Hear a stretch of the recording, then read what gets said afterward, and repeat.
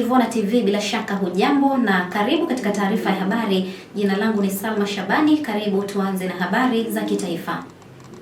Mkuu wa wilaya ya Ilala Edward Mpogolo ameridhishwa na kupokea mradi wa shule ya kwanza ya kisasa yenye ghorofa 5 ambayo wanafunzi watatumia lifti uliogharimu zaidi ya shilingi bilioni 2.8 na kuahidi kumaliza changamoto ya walimu inayowakabili shuleni hapo.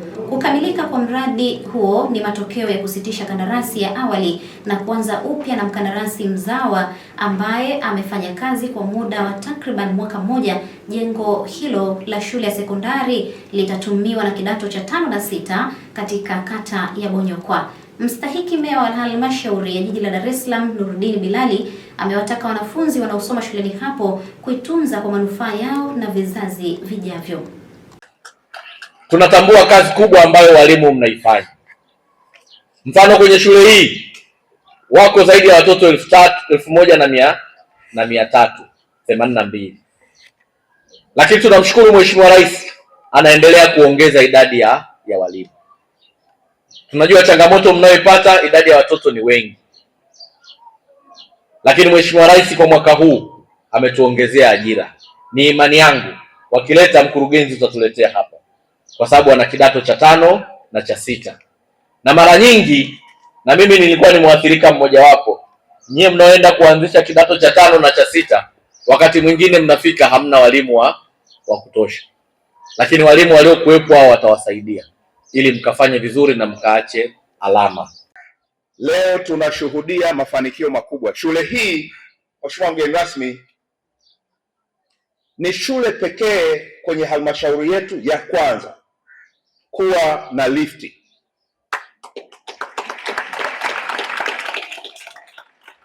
Ni shule ya kipekee ndani ya halmashauri ya jiji la Dar es Salaam ya serikali ambayo imejengwa na Mheshimiwa Rais Dr. Samia Suluhu Hassan yenye lifti.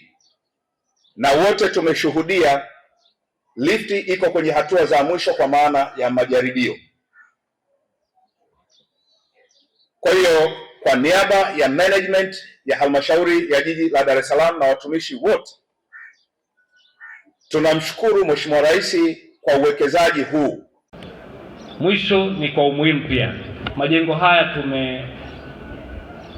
tumeyajenga kwa fedha za kodi za Watanzania ambao ni nyinyi. Haitokuwa vizuri ndani ya mwaka mmoja miezi 6 tunakuta majengo haya tena yamechorwa peni, karatasi zimefanyaje sijui, uharibifu. Haitotupendeza. Sisi kila mmoja kwa nafasi yake awe mlinzi wa kulinda miradi hii mikubwa, ili iweze kumpa moyo Daktari Samia Suluhu Hassan kuongeza zaidi, kuangalia zaidi ni jinsi gani sekta ya elimu anaongeza fedha kwa ajili ya kujenga zaidi na zaidi. Itapotokea ndani ya miezi 6, mwalimu mkuu uko hapa, ndani ya miezi 6 miradi hii imeharibika, kwa kweli itakuwa ni uvunjifu wa moyo mkubwa sana kwa serikali, kwa halmashauri na watu wote. Kwa hiyo sitarajii pia kuona kwamba uharibifu unatokea. Taasisi ya uhamasishaji uwazi na uwajibikaji katika rasilimali madini, mafuta na gesi asilia TEITI imehimiza umuhimu wa kujenga jamii yenye uelewa mpana kuhusu usimamizi wa rasilimali za madini, mafuta na gesi asilia, ikisisitiza kuwa vijana wanapaswa kupewa nafasi na maarifa ya kuhoji, kufuatilia na kushiriki kikamilifu katika masuala ya uwazi na uwajibikaji, kwa kuwa ndio warithi na walinzi wa rasilimali za taifa. Mwanahabari wetu Rashidi Mchome ana taarifa kamili. Mwenyekiti mpya wa TEITI Balozi Wilson Masilingi ametoa wito huo alipokutana na watumishi wa taasisi hiyo wakiongozwa na katibu mtendaji Mariam Mgaya kwa lengo la kujitambulisha baada ya kuteuliwa hivi karibuni na Rais wa Jamhuri ya Muungano wa Tanzania Mheshimiwa Dr. Samia Suluhu Hassan kuchukua nafasi ya mwenyekiti aliyemaliza muda wake CPA Ludovic Uto. Mimi ninachotaka kusisitiza ni wajibu wa vijana. Mimi ni mzee, wajibu wa vijana. Masuala ya rasilimali za nchi, madini, petroli ikipatikana, gesi asilia na rasilimali zinginezo ndio urithi wetu. tangu serikali ya kwanza ya Mwalimu Julius Kambarage Nyerere aliyesema hatuchimbi chochote mpaka watoto wa Tanzania wajue kinachochimba na namna ya kuchimba, ndio tutachimba, vinginevyo yaozee ardhini. Marais waliofuata wakasema sasa tuchimbe, tumeanza kuchimba. Sasa marais hawa wanasema Watanzania wajue kama mgodi umelipa ngapi na zimetumika wapi, zimewanufaisha Watanzania au kakundi kadogo ka Watanzania kanazichukua kanakula kanasema ni sisi Watanzania. Zinapaswa zinufaishe umma wa Tanzania. Pia amesisitiza kuwa wajibu huo ni wa kisheria ambao unataka kuwepo na uwazi, uwajibikaji katika rasilimali hizo, huku akieleza management ya taasisi hiyo kuwatambua vijana wenye taaluma ya rasilimali madini, mafuta na gesi asilia ili washiriki kuziendeleza. Ambao wako mtaani na wana taaluma inaweza kutusaidia wajisajili. Wape website wajisajili kwenye mambo ya petroli na gesi na madini. Wajisajili. Tutatafuta namna ya kuwafikia, hata kukutana nao na hata kuwafundisha zaidi. Tukishindwa kuwaajiri basi tuwafundishe waweze wao kutusaidia.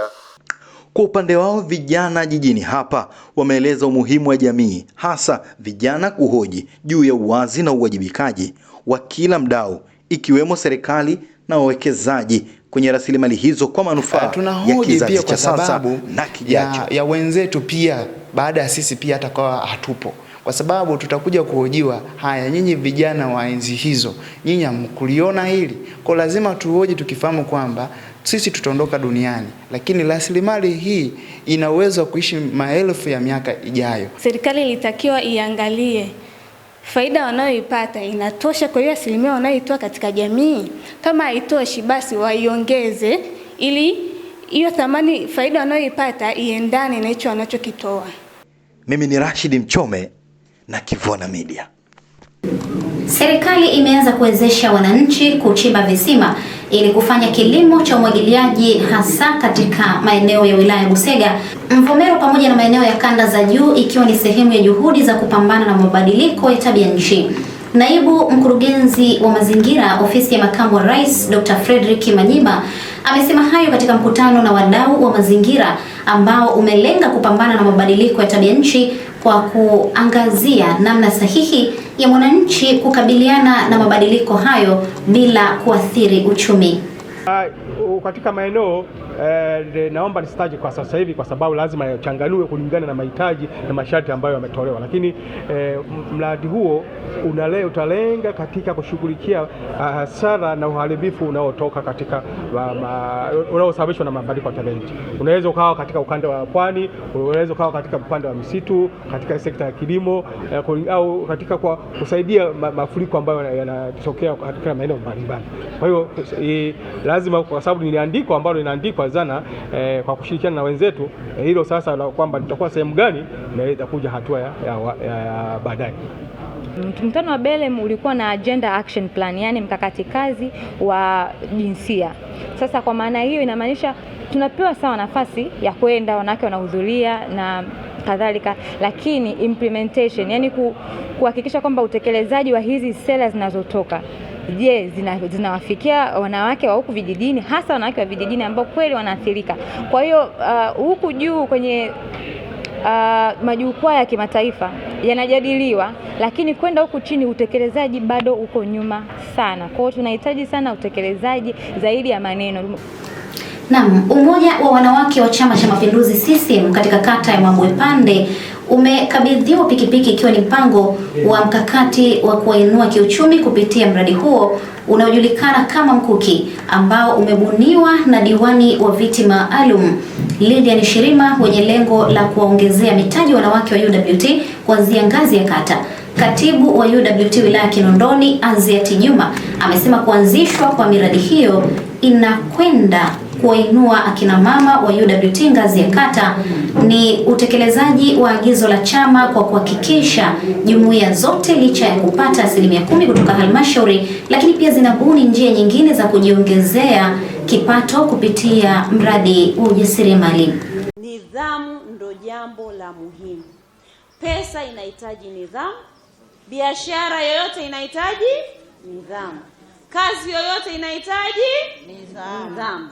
bila nidhamu hakuna kitu. Na tukumbuke kuna service ya hiyo pikipiki, kuna sijui spare imefanyaje. Lazima tutunze kwa nidhamu, tuwe na kitabu ambacho tutaandika matumizi yote. Mali bila daftari. Kwa hiyo ndugu zangu wanawake, naomba niwasisitize hilo.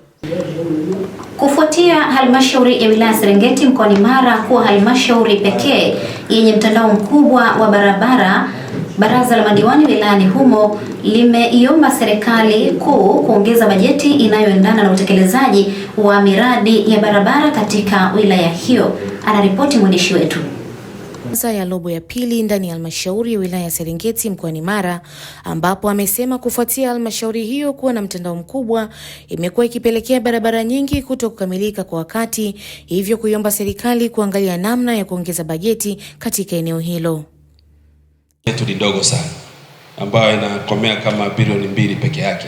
Sasa ukiangalia mtawanyiko ule tulionao ambao ni kilomita zaidi ya 971.6, unaweza ukaona kwamba sisi pia ndio tuko juu katika mtawanyiko wa kuwa na mtandao mrefu wa barabara. Lakini ukiangalia bajeti yetu inazidiwa tena na halmashauri zingine ambazo pia zina mtandao ambao uko chini ya Serengeti. Mheshimiwa Mwenyekiti, TARURA wanafanya kazi kubwa, lakini ombi letu Mheshimiwa Mwenyekiti, tunaomba serikali kuu waweze kuongeza fedha kwenye hiki kitengo cha TARURA. Hali ni mbaya sana Mheshimiwa Mwenyekiti. Kwa upande wake, meneja wakala wa barabara mjini na vijijini, mhandisi Frank Moshi, anaeleza hali ilivyo juu ya mtandao wa barabara katika wilaya ya Serengeti kwa sasa.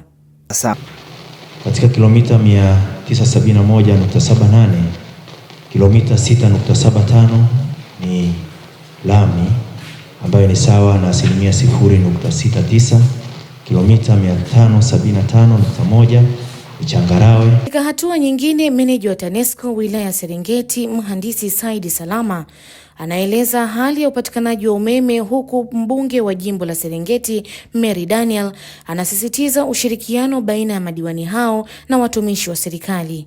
Hivi vitongoji 142 vilivyobaki kwa awamu hii, kuna vitongoji 70 anakuja kuanza kuvitekeleza. Kila mheshimiwa diwani, hata kama hajatajwa kulingana na kanuni na mwongozo, niombe kwa nafasi yako ushiriki unavyoweza. Langu jina ni Salome Lubigisa kutoka na Kivona Media. Na sasa mtazamaji wa Kivona TV, ni habari za kimataifa, ambapo mamlaka nchini Gabon imetangaza Jumanne kusitishwa kwa majukwaa ya mitandao ya kijamii bila hata hivyo kuyataja, ikisema kuwa maudhui katika mitandao ya kijamii yanayochapishwa mitandaoni yanaweza kusababisha migogoro na mgawanyiko katika jamii. Hatua hiyo imetangazwa kwenye televisheni ya taifa na msemaji wa mamlaka kuu ya mawasiliano nchini humo, Jean-Claude Mendome, aliyesisitiza kuwa maudhui yasiyofaa ya kashfa na chuki, lakini pia matusi, yalikuwa yakidhoofisha utu, maadili ya umma, heshima ya raia, mshikamano wa kijamii, utulivu na taasisi za jamhuri na usalama wa taifa la Gabon. Mamlaka hiyo imeongeza kuwa kuenea kwa taarifa za uongo, unyanyasaji mitandaoni na ufichuzi wa data binafsi bila idhini ni miongoni mwa sababu za uamuzi huo. Hata hivyo, mamlaka hiyo imesema kuwa uhuru wa kujieleza, ikiwa ni pamoja na uhuru wa kutoa maoni na ukosoaji, umebaki kuwa haki ya msingi inayolindwa na katiba ya Gabon. Takriban mwaka mmoja tangu kuchaguliwa kwake, Rais wa Gabon Brice Oligui Nguema amekabiliwa na matatizo ya kijamii kufuatia migomo ya walimu, huku watumishi wengine wa umma hasa katika sekta ya afya wakitishia pia kuanzisha mgomo. Mimi ni Salma Shabani, nakamilisha taarifa ya habari kutoka hapa na Kivona Media. Asante na kwaheri.